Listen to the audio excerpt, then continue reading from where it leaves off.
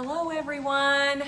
Happy Wednesday. It's Judy Hayes with Design Realty Group. And this is Darla and Lee, and this is Real Talk Live. We're two friends talk all things real estate. We are here in New Caney at the MSED building.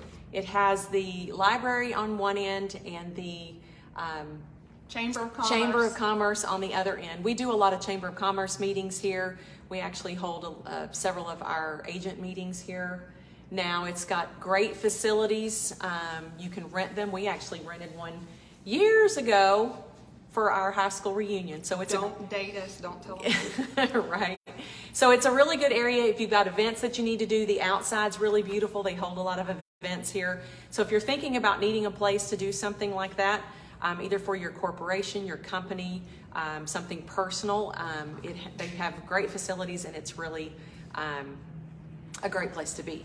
So today we're going to talk about another part of the process with buying and selling. So we went through with buyers. We started with pre-approvals. We moved into reviewing homes. We've talked about starting that contract process and getting executions. We talked about inspections last week, when those happen, what you need to look for, how we walk you through that process. For the sellers, we've talked about how to list your home, getting the price right, staging, the importance of photos, the importance of marketing, and what happens when the inspection comes back and the buyer is asking for repairs or something like that. We've talked about how to negotiate all those things. So today we're going to talk about the appraisal process of that. Sometimes when appraisals are needed, it is usually through the lending process. Cash buys don't typically ask for an appraisal, and it's not bound to the financing of the buyer when you have a cash deal. So really the only time that we're looking at having appraisals, which is 95% of our deals, is when we have a loan process that comes through there. So the appraisal portion of it can be sometimes just as hectic and crazy as the inspection part of it. So it's one part of the process. This is the next part of the process. So Judy, why don't you talk a little bit about when and where and how that actually happens. Okay, so like Darla said, the first step is getting our inspections done, and we're all like okay, once we get through our inspection process, next is the appraisal. So your appraisal process actually starts with your seller and the list price. So your buyer, but your seller, when we sit down with you and we talk about the market value of your home and where we want to list it, we're pulling comps because we're pulling numbers of homes similar to yours, and your appraiser's going to do that. Then when you're on there, when your buyer's agent comes in, so say Darla has the buyer and I have the seller, if she shows my house and the sales price is $400,000, just because the list price is $400,000, Darla doesn't go, oh, it's $400,000, let's offer on that. No. The buyer's agent is going to go back and run numbers, and she's going to do one of two things. She's going to tell her buyer, we're a little high. Right. Oh my gosh, this is a deal. We're actually low, or we're right where we need to be. Right. So your agent, the listing agent has the job with the seller. The buyer's agent should also be doing the same thing, so that hopefully when the appraiser comes in, the three of us together are looking at the same thing, and things should come out evenly and be at the contract price where they're supposed to be. Right. We do look at the same market numbers that an appraiser is going to look at. So you keep that in mind when you're either looking at making an offer, or you're listing that home. Everybody's looking at the same numbers. However, it is an opinion. We've got hard facts, and we can look at a lot and block. Let's say we're in Valley Ranch or we're in Kings Point and Kingwood. We can tell you to the penny, this house is $500,000 on the dot, on the penny. I got 20 of them, just like your house. And I can be solid, I can be confident with it. But sometimes your seller doesn't, your seller is the owner of the home. They may list high. So let's just say I listed at $525. So when your buyer's agent comes in, she should be like, I got 20 at $500. We should go in at $500. My point is we all have an opinion. Then you have an appraiser that comes in, and here's where the difficulty gets. So number one, rural properties. We're going to table that for a minute. But let's just say we're still talking about the same houses in Kings Point. Right. Okay, it's the same $500,000. They're all in the same area. Well, you may have an upgraded kitchen, and I don't, but I have an upgraded bathroom, and you don't. okay? Or my upgrades are better than yours. So different things happen with these homes, and you have an opinion, the seller has an opinion, I have an opinion, and the appraiser has an opinion. And it then comes to an average. We're trying to average it out. We're trying to average that out. So when you're in a neighborhood like Valley Ranch or Tavola, where there's a lot of homes that are the same square footage, same pool, no pool, year, everything. It's easier. The quantitative data on that is easier to locate. Okay, so the appraiser has a lot to choose from typically, and they can get really good at honing in on the averages of those homes. And we'll talk about what they do with things that don't, if the subject home has a garage or not. So that's what I just had. She's mentioning that. So I had a rural property, and that's really, we do a lot of rural properties, and that's where it gets tricky, period. There's so if you don't have a lot of quantitative data, we really start pulling from different things, and we have to look at, does this home have 3 bedrooms or 2? Is it, a garage or no garage? Does it have a garage or no garage? Pool, no pool? 1 acre versus half an acre? So when we don't have something to compare a lot of against the subject, we have to get really, really, really close as we can, and we start making adjustments for the list price and for the buyer. The appraiser starts to do the same thing. That's what I was going to say. The word is adjustment. So the easiest thing to do is give specific examples. So I just had a home on FM 2090 in Splendora bust because we didn't make the appraised value. We didn't have a garage. We had to have houses with garages. I gave them comps without garages. The long story short, my house is more updated than any other comp.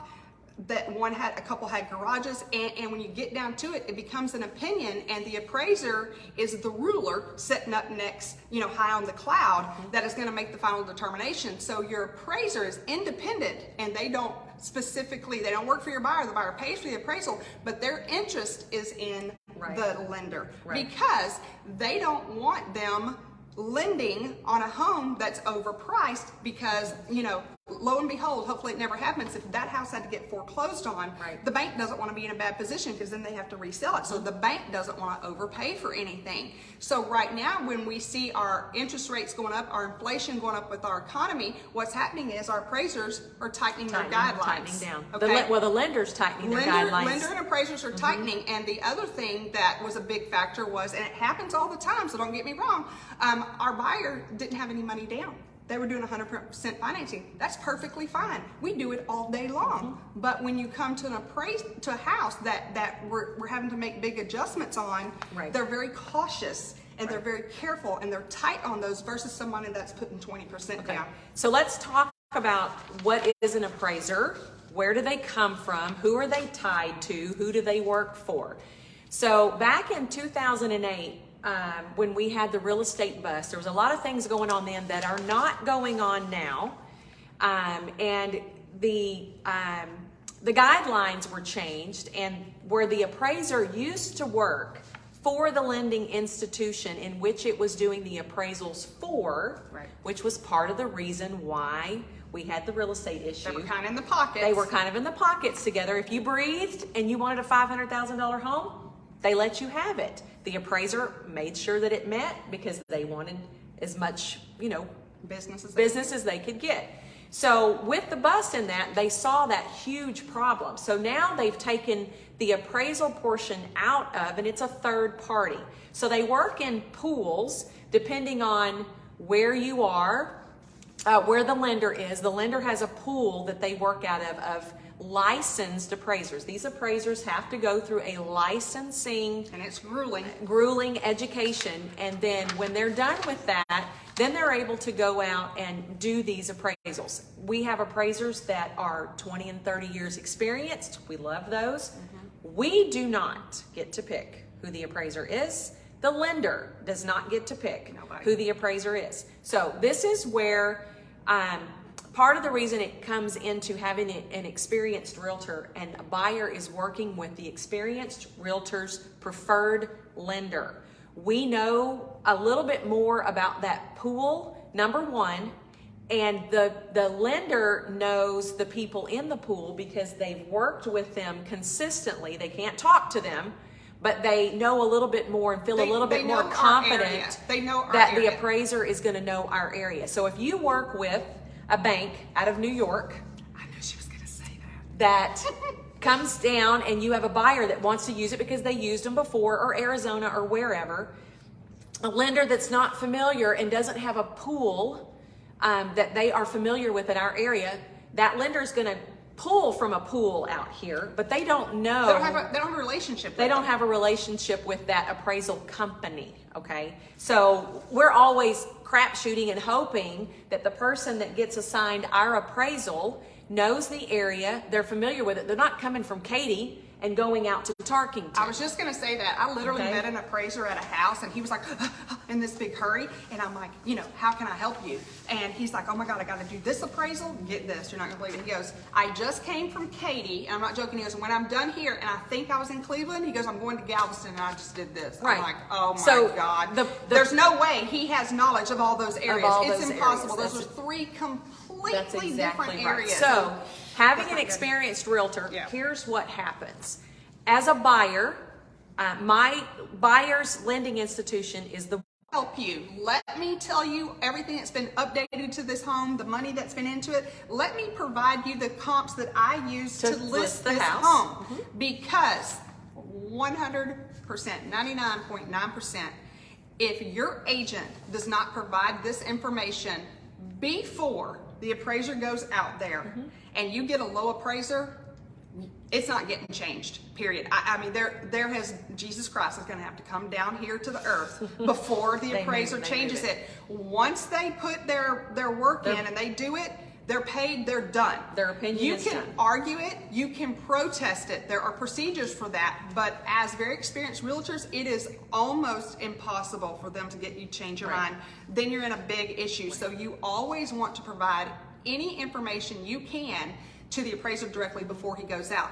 Plus, in your agent notes, when you look as a consumer on HAR, you can see the description of the house, but there's agent notes that you're not allowed to see, that we can see amongst each other, that the appraiser can see, like maybe I had multiple offers. I will put, I had 42 showings and 25 offers. I need the appraiser to know that, be like, oh my gosh, and why were we so far above? Everybody quickly knows that if you purchase above list price, you were in a multiple offer situation. Those things matter. Even, hi Rex from Alaska. I just want to say that we wish we were in Alaska. I just totally chased a squirrel, but it is beautiful here, but I know that Alaska is a lot cooler than it is right here. Hi, brother. Okay, where were we?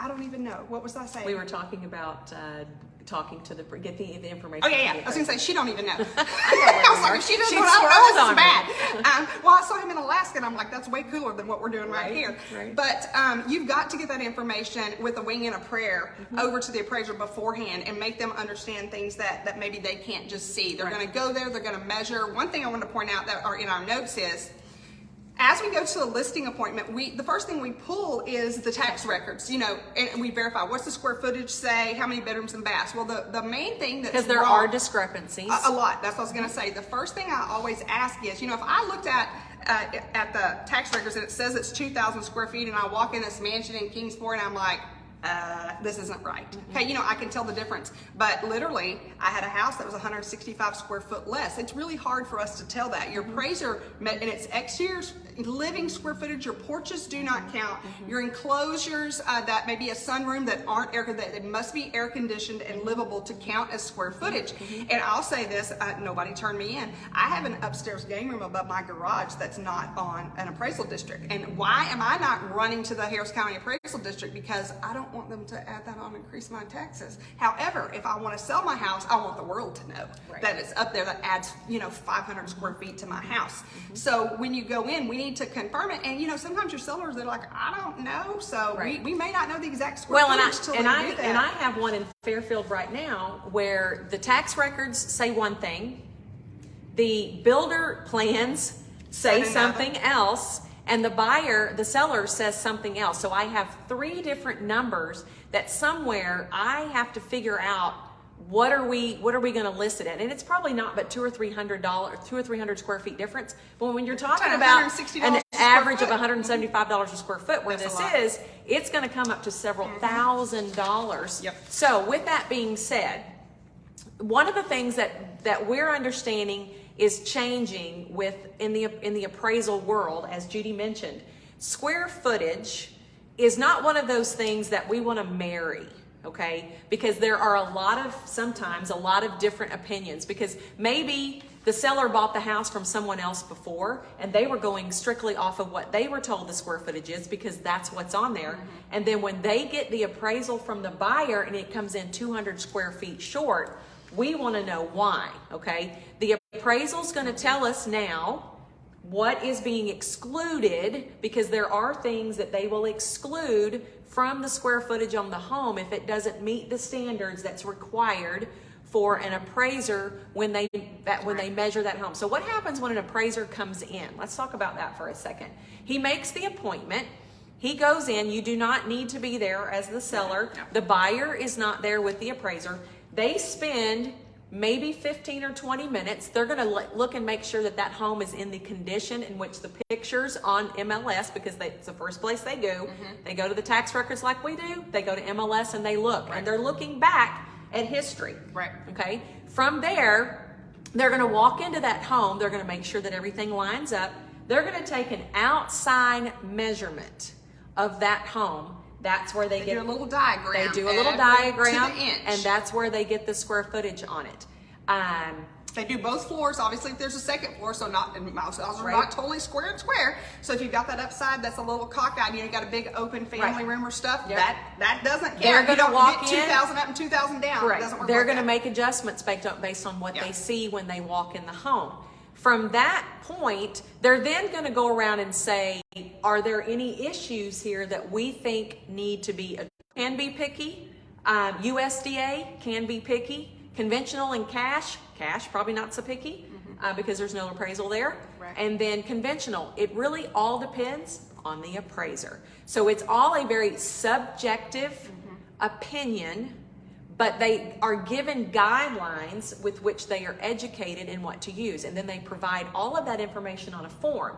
So when we get an appraisal back, we'll talk a little bit about what your scenarios are. So when you get that appraisal back, the buyer is the one that's buying it, paying for it. They get that information. The seller is not handed that information unless there is a discrepancy in the value that does not match with the contract. If you don't meet contract value, then we want to know why. Then we start picking it. And the very first thing we look at is the square footage. And then we go detailed, and we don't have time for that. But it's a very tedious and difficult process. And in addition to the house, I just want to throw in land value. So if you're subject property, you're not going to compare a Kingwood house to a property in Splendora that's on acreage. It doesn't happen like that. So we have parameters. Number one, you have to stay in the same neighborhood or village. So if you were in Kingwood and Kings Point, we do not compare you to Bear Branch. You just don't. You have to stay in the same village, different villages. Unless there are not enough comps. Unless they they're do not. have to have a minimum, I believe, 4 to 5. of 4 to 5 comps. They'll pull 6 if they have a lot. Yeah. But unless the area where they are is providing them with enough comps, they stay where it is. If not, they start pulling out, looking. Rural, you're going to find. Rural, you're going to go. They're going to go maybe sometimes 10 to 20 miles. You have to because it's so difficult. And then so the rural ones, and this is again where your whole process starts with choosing a realtor. If you're looking at a rural property, you better have an agent that's experienced in rural properties, period. Then you need a lender that's experienced in rural property who has an appraiser that is experienced in rural properties. All these things go hand in hand to make this adventure work. Land prices. You know, you may find that a house just like yours, and yours is on 1 acre and this one's on 10. You're like, oh, now I got to adjust for the land. Or you've got a barn, but I've got a workshop. And all of those things are such huge variables and swimming pools, and you all know this, but I'll throw it out there. If you spend $100,000 on your swimming pool, you are not getting $100,000 added to your appraisal. And it is a judgment call by the listing agent, the buyers, and it really is a crapshoot. Well, and I'm going to say you're never going to get it. In the rural area, because I was out showing yesterday, we see a lot of these pole barns, whether it's something that they house animals in or they cover their RV with. You're going to spend a ton of money putting those in, concrete, the metal, the installation. You're going to spend a ton of money putting that in. They are not going to give you that value back. In fact, it's probably a fraction of what you pay for it. But you didn't buy it for them. You bought it for you. But you can say pole barn, so your pole barn can be basic. Mine can be insulated, and I've got a tack room, and I've got air conditioning over here, and I've got concrete, and you've got dirt. I mean, we could sit here all day for the variations. Right. We're just trying to give you examples of how it is difficult. It's difficult for your realtor, and it's difficult for your appraiser. What do you find, like, for comps? I know for me, what are the, like, let's list 3 things that present hard to find comps for that an appraiser or even the loan type I got one already. is going to have issues with. I know for me, A-frames, we don't have A-frames in Texas, very few of them. So if you're trying to sell an A-frame home, for certain loans, they have to have enough comps that meet an A-frame home, and sometimes it's very difficult to do. They're kind of up by the lake, but that's what we call a unicorn. So I have a log cabin right now. I'm going to throw a bone to Dina Galloway of Thrive Mortgage. She's one of our top lenders, and I did a log cabin, I don't know, 8 years ago, and I'm like, are the rules still the same? Yeah, because they changed. Are they still the same? Because I don't see any other log cabins in Cold Springs, and do I need to make this listing a cash only and not even entertain a financing option because it's just a waste of everybody's time? Right. And what she said was, no, there have been a little bit of adjustments. If we can't find a log cabin, we're going to find something similar in size and make adjustments. And that word adjustment is variable. You know, so his adjustment and my adjustment and your adjustment could be 3 different numbers, and we're at the mercy of the appraiser because he is the final call. It's his decision. Right. Okay? So let's talk about the appraisal comes. Let's talk about the appraisal comes back. Okay. So the appraisal comes back, and it's either going to come back one of 3 ways. 4 ways if you're on a VA loan. Okay. So when it comes back at the contract price, which is ultimately our biggest goal, that's what we worry about, because if it comes back at contract price, we move forward. Nothing's done. You don't need to see a copy of the appraisal. Everything is wonderful. If the contract comes in, if the appraisal comes in over the contract price, I get this question a lot, do I have to pay more? No, you don't. What you do is you walk into that home with instant equity. I had that happen with a mobile home out in Cleveland sitting on just under 3 acres. It was probably 15 years old.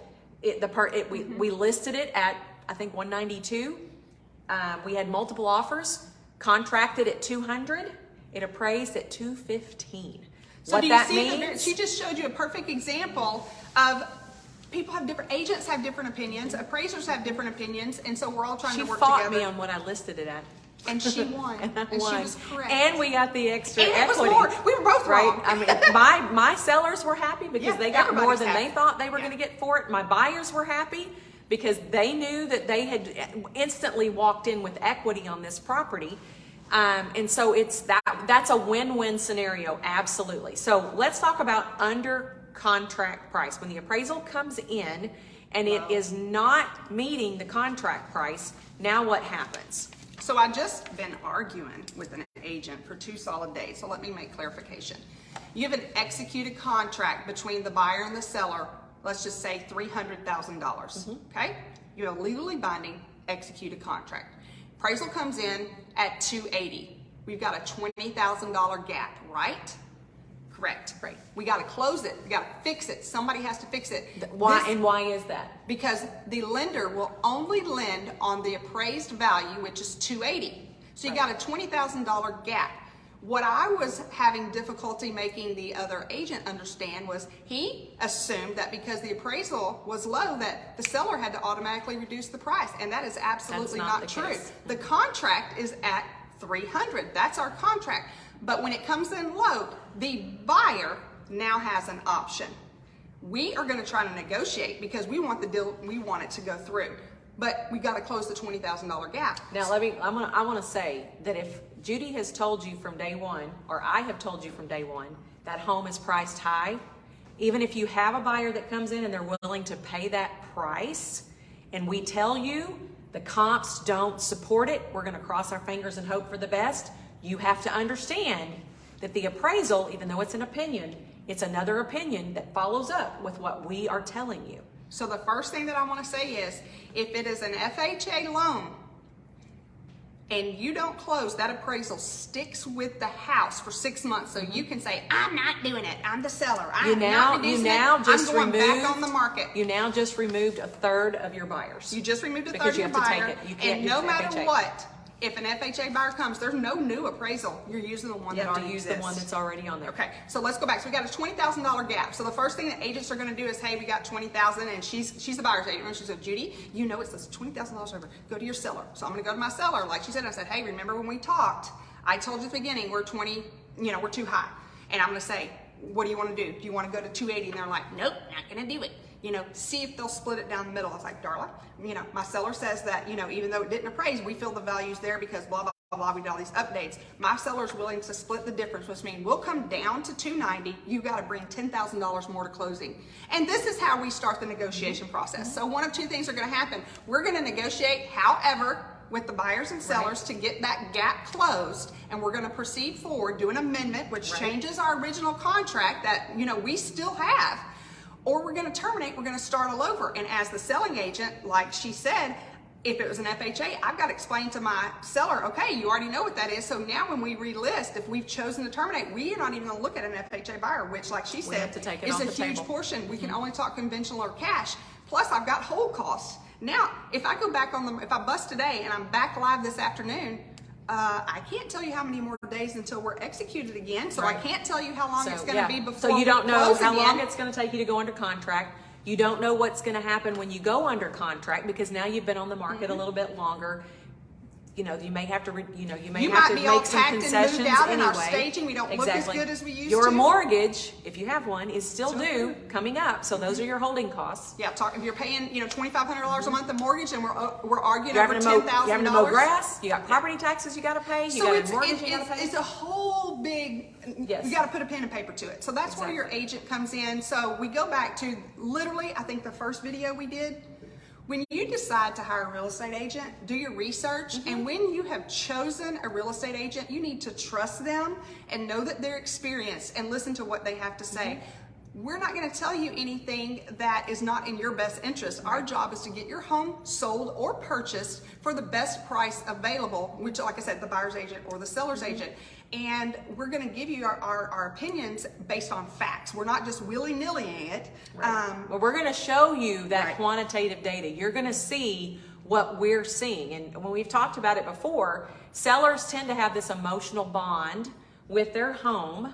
And you may not be following the market. You don't know what's going on. We do this every single day. Judy and I have seen major shifts in the entire process in the last 3 months. And if you don't hire someone that has been working and diligently doing and seeing the things that are happening in the market, you're going to hire somebody that's going to put your home out there. It's going to sit.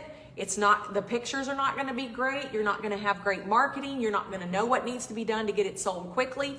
We know all of those things. So make sure that your realtor is experienced in what they do. So let's talk about the changes that we're seeing, and then we're going to wrap it up really quick. So one, appraisals take about 6 months to see market changes, okay? So in the beginning of the pandemic, when everybody was moving and we were seeing 30, 40 offers, the prices are going high, everybody's offering over. The appraisals, because they used quantitative data, they were not seeing those things, okay? And people were bringing more cash to the table. And they were having to bring the cash to the table. If you offered $30,000 over list price, the comps weren't there, or else the listing agent would have listed it $30,000 higher. So if you're going to come in and offer above list price, period, I don't care what market you're in, you better be prepared to bring that additional money to the table. Right. So with that,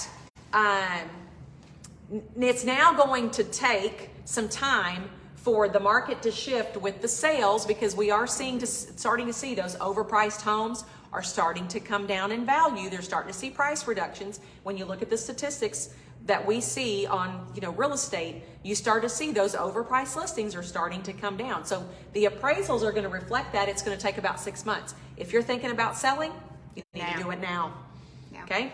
The second thing that we're seeing, the secondary lenders, is where your loan is sold off to. I don't know how many times You may have bought a home. You may finance it through one of our lenders that we have a couple of them that service their loans in-house. They are looking at approving you based on who they're going to be secondary market selling Who they're gonna your sell it. loan to. Okay, And that means they service it. That's right. the big bank. So you may go with First Bank and Trust of Cleveland. They're going to sell it to Cooper or whoever. Okay, so Chase. Anybody. So whoever it is. So who you start with may not be who you service, who you get your loan service through later. So one of the good things to jump in here, we have a couple lenders that do house their own loans. So let me tell you why that's a big deal. When we have that unicorn property that we're all, the agents, the buyer, the seller, the lenders are kind of like, man, I can't find anything like that. When you go to, we have 2 or 3 lenders that service their own loans. Your Chase Bank, your traditional mortgage, they have a box, and you got to fit in this box. If you don't fit in this box, your loan is Because declined. they're We can't selling do this them. because they're selling them. They're packaging them up and selling them. But if they keep it, they're like, you know what? I see what you're talking about. I can see that this is a good value. I trust you. I'm keeping the loan, so I'm going to service it. I get to make the decision because I'm the lender.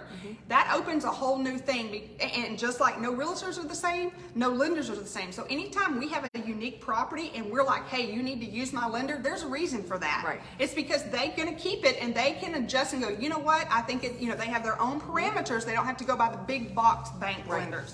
So the number 3 thing that we're seeing with appraisals, during the pandemic, there were so many homes being bought, appraisers could not keep up. We had a point where they were waiving appraisals completely, or we had appraisers that were doing drive-bys, literally not walking in the house, not measuring, not doing anything, and to facilitate what was happening. We are now seeing the timing on, or it was taking forever to get them back. Well, like we were having to extend. Especially rural. If it was a challenge for them, they're just skipping it. Because when she talked about that appraisal pool, the appraisers wake up every morning, they have a database. They're like, let me see what my options are. What are they picking? The easy ones, the easy money. Right. So when we're real rural and we're north and they're like, skip. Yeah. They some won't of pick the them up. appraisers were taking 30 days. So they have about 10 days once they perform to get it back to you. It was taking them sometimes 20 and 25 days, which was making us extend closings and doing some other things. So timing on receiving those appraisals back has come back to normal. So we are seeing that, which is really great news. And one of the last things is square footage. I told you before, don't marry the square footage. The square footage on here is an opinion. And it's, as I mentioned, you can have 3 different sources that are going to give 3 different opinions. We're doing our best to make sure that we've got all the ducks in a row. And if that appraisal comes back with a different square footage amount, we're going to know why, and we'll be able to talk to you about that. So don't marry the square footage on it. The price of the home is still based on the value that we're seeing in the area, and we're going to make you aware of that, okay? Our takeaway today: your realtor has to be knowledgeable of the market conditions, the lenders, and the importance of working with appraisers, especially if you're working as a seller, to get them all the necessary information on the property so they have everything that they need to know. You've done updates, how many offers were on there, how long it's been on the market. We want to present to the appraiser the absolute best scenario with your home. We make the time to do that at DRG. So if you have a home that you're thinking about putting up and you don't have an agent that's going to do that work for you, it's a presentation that we put together, okay? The next thing is, do not panic if your appraisal comes in under. There are lots of different ways that things can be negotiated. Just make sure you're using the right realtor. You've got to have a realtor that thinks outside the box. There's other things besides money. Believe it, I mean, obviously money's the big thing. We're going to mention a couple of lenders to you. We've got the Taylor team with First United Bank. They're over in the Woodlands. I absolutely love Derek and his team. They work wonders for me and a couple of other people. We have Dina Galloway with Thrive Mortgage. They just opened up an office over here in Valley Ranch. Super nice. Super nice, super sweet. Been doing this for years. All of these are very experienced. We have Tori Jacoby with the Lending Corp. I absolutely love how quickly Tori gets back. All of the lenders are very responsive. Tori did something for me not too long ago, and I really appreciate it. He got back with me really quick and got me answers, and we moved forward. We have Chastity Segura with LHM Financial. Chastity can also help with credit.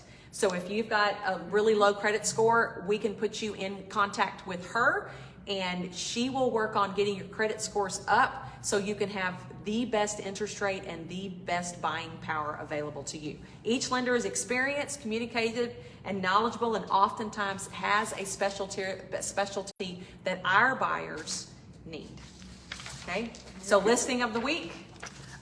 We have one up on the lake in Cold Springs on Lake Shore. It is the log cabin I mentioned. It is a 3-bedroom, 1.5 bath.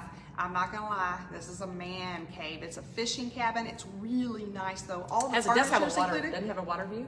Yes, has a It's water view, front porch, you can see it, and it's not gonna be disturbed either. You're always gonna see it. And it also has a powder room, and at first I opened the door, I'm like, well, this is a really cool place for a half bath. We're redneck up in here. There's gun, that was a full room. I was like, oh, we have weapons in here. Right. This is not a potty room. So a dedicated powder room is for the guns. Yeah, it's powder. Different kind of powder. I love Texas. That's a man for you, but he loved it. He's like, this is my powder room. Right. And so it's a cute one up there. I know Courtney has one in Kingwood in Bear Branch that we are just trying to get. And Yvonne's going to link some of the links on here. Because I don't have the address. And we put a link on the live today with the DRG website. If you go on there and you look at the featured listings, you're going to be able to see everything that we have listed right now. If you're thinking about listing, give one of us a call. We would love to sit down and at least be able to present what we're able to do. So if you're looking at, interviewing, or you just know these are the girls for us, give us a shot. We're absolutely excited to be able to work in the area, and we would love to be able to sit down and be able to do that for you. Thank you all very much. One more shout out. You're going to get another video on this. We are actually again at the MSED building, and don't ask me the dates. In about 2 weeks, they're having a business expo here. Everyone's invited, the entire community. There's going to be 33 booths here. I think it's the 22nd. Is it No, I think it's the 22nd. My phone is up there. We'll let you know. You're going to get it out from us. But it's a business expo from 12 to 5 here that you can come in free of charge. We have a breakout session with Cheryl Chinnan, who is our commercial division leader. Cheryl's obviously going to talk about the impact of the current economy on your business. Darla's going to talk about a buyer presentation, and I'm going to speak about selling successfully. So you'll see some more information on that one. Just kind of wanted to put that plug in there. We really appreciate you guys taking your time. It's 2 weeks. Next week, what are we doing? What are we doing next week? What are we talking about next week? Closing costs? I think we're talking about closing costs next week. So there are closing costs that go with absolutely every loan, even if you're VA or USDA. So we're going to talk about what that entails, and if you're trying to save money for some things, those things need to be included, and we'll talk about if we can get you help with assistance with it. We'll talk about how we work that with contracts. So make sure you're listening to that if you're thinking about buying, because a lot of people right now are holding out. So make sure that you sit in and listen to that. If not, follow up on our YouTube channel. She's going to link it here. You can see all the episodes that we've done. It's really you can fast forward through stuff you don't want to listen to, but it's some really good information to check out and learn a little bit more, because we are really all about educating our community and making sure that you understand, because if you're not selling a home, hopefully you're looking at buying a home. And if you want to know if you can buy a home, you need to get in contact with one of us and we can help you figure that out. Because it is a lot, and that's what we're trying to do. We have together over 25 years in this. We purchased homes ourselves. We're not going to lie, it's a lot. Especially if you're selling a house and buying at the same time, I mean, it's a lot. And so we're trying to, keep everybody, get our ducks in a row, make the transaction as smooth and seamless as possible, educate you along the way to make sure you know everything. And so next week on the closing costs, there's buyer closing costs, which is what Darla will discuss, and seller closing costs, which is what I will discuss. And we appreciate you guys. Hopefully you ate your lunch with us. If not, watch the YouTube, and we will see you guys next week. Bye. Thank you.